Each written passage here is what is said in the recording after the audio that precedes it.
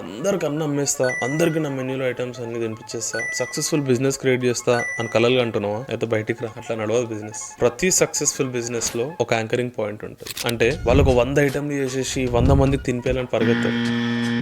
ఒక్కటే star item చేద్దాం, దాన్ని నమ్ముకొని 100 మంది దగ్గరికి వెళ్ళి ట్రయల్ చేపిద్దాం అంటారు. ఎందుకంటే మనం ఆ ఒక్క ప్రోడక్ట్ మీద ఫోకస్ చేసి దాంట్లో దమ్ము పెంచుకుంటే ఆ 100 మందిని ఇంకో 100 మందిని తీసుకొస్తారు. ఆ యాంకరింగ్ పాయింటే ఒక ఫుడ్ బిజినెస్ లో ఎంత ఇంపార్టెంట్ అనేది మాట్లాడుకుందాం.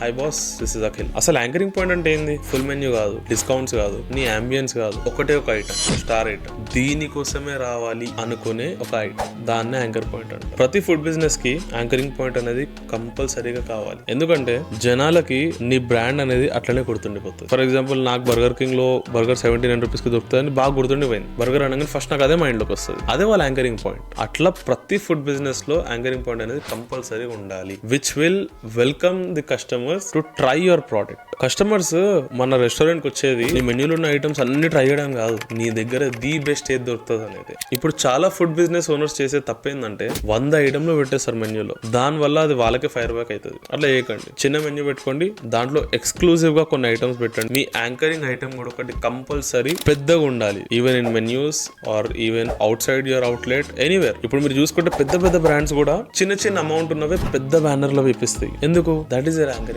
వాళ్ళు కస్టమర్స్ ని ఫస్ట్ రానిస్తారు, ఆ ప్రైస్ చూసి ఆ పిక్చర్స్ తోని they let customers walk in and వాళ్ళకి అరేది తినాలి, ఒక్కసారైనా ట్రై చేయాలి అనే ఫీల్ ని తెప్పిస్తుంది. ఒక్కసారి తిన్నాక they'll be your repeated customers. First trust build కావాలి. దానికోసం నువ్వు ఒక వెల్కమింగ్ ఫీల్ తోని కస్టమర్స్ రానివ్వాలి. వాళ్ళని ప్రోడక్ట్ టేస్ట్ చేసిన తర్వాత ఆ ట్రస్ట్ అనేది బిల్డ్ అయ్యి వాళ్ళు వర్డ్ ఆఫ్ మౌత్ స్ప్రెడ్ చేసి నీకు ఇంకా సేల్ పెంచుతారు. సో ఒకటి గుర్తుపెట్టుకో, ఎప్పుడైనా ఒక పర్సన్ ఆ రెస్టారెంట్ కి ఎందుకు రాపోవడం అనే ఫీలింగ్ వచ్చింది అంటే యాజ్ అ రెస్టారెంట్ ఓనర్ నువ్వు ఓడిపోయినావు, నీ బిజినెస్ పోయినట్టే. గుర్తుపెట్టుకో. సో నువ్వు ఆ యాంకర్ పాయింట్ బిల్డ్ చేయి. నీ మెన్యూలో ది స్టార్ ఐటమ్ ఏదో దాన్ని ఫుల్ ప్రమోట్ చేయి. Let customers come in and try your product first. తక్కువకైనా పర్లేదు, నో లాస్ నో ప్రాఫిట్ లో అయినా అమ్మండి, కానీ లెట్ దెమ్ ట్రై ఫస్ట్. ఎందుకంటే ఇప్పుడు ఒక తక్కువ ఐటమ్ నువ్వు అమ్మితే ఆ తక్కువ ఐటమ్ కోసం వచ్చిన కస్టమర్ కి నువ్వు యాడ్ ఆన్స్ పెట్టుకోవచ్చు. ఎగ్జాంపుల్, బర్గర్ కింగ్ లో వాడు 79 కే బర్గర్ అమ్మినా ఇంకో 99 rupees కి మీకు మీల్ వచ్చేస్తుంది సార్, ఒక కోక్ ఇంకొక ఫ్రైస్ వస్తుంది, తీసుకోండి అని స్వీట్ గా మాట్లాడి అది కూడా అమ్మేస్తాడు. అంతే కదా? That's how business is done. So గుర్తుపెట్టుకోండి, ఎవ్రీ బిజినెస్